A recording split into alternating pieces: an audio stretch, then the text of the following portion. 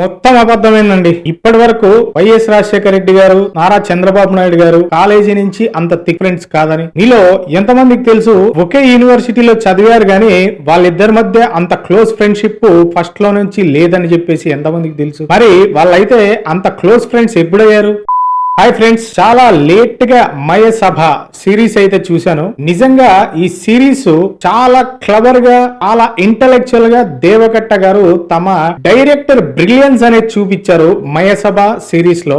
ఈ Mayasabha web series లో ప్రతి ఎపిసోడ్ కూడా చాలా ఇంట్రెస్టింగ్ గా, చాలా ఎంగేజింగ్ గా, చాలా క్యూరియాసిటీగా ఉంటుంది. ఎందుకంటే ఇద్దరు ఫేమస్ పర్సనాలిటీస్ ని నిజంగానే వీళ్ళిద్దరు ఫ్రెండ్స్ ఏమో, నిజంగా వీళ్ళిద్దరి జర్నీ ఇలా మొదలైందేమో అని చెప్పి నిజంగా నమ్మేస్తారు. తెలియని వాళ్ళు ఉంటే మాత్రం ఖచ్చితంగా ఇదే నిజం అని మాత్రం అనుకుంటారు. అంత నీట్ గా, ఎంగేజింగ్ గా ప్రతి ఎపిసోడ్ అనేది అయితే ఉంటుంది. వాస్తవానికి రాజశేఖర రెడ్డి గారు, చంద్రబాబు నాయుడు గారు ఒకటేసారి రాజకీయాల్లోకి అడుగు పెట్టారు. ఒకటేసారి కాంగ్రెస్ పార్టీ నుంచి శాసనసభ్యులుగా గెలిచిన తర్వాత అప్పుడు వీళ్ళిద్దరూ ఒకేసారి మంత్రి పదవులు కూడా వచ్చాయి. అప్పుడు వీళ్ళిద్దరూ చాలా క్లోజ్ అయ్యారు.